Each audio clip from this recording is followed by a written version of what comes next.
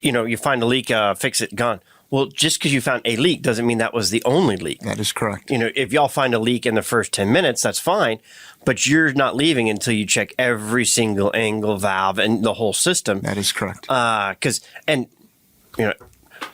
People that have had leaks experience this, especially with older, piping and things. You could fix a leak, and now that you've got a nice pressure tight here, it could cause a leak down the line where it's weaker that it wasn't leaking before because this weaker point had failed. So you've got this rebuilt now. Well, now the next weaker point down river, down water, down flow, now becomes the next weakest point and starts leaking afterwards, even though you didn't do anything to that area.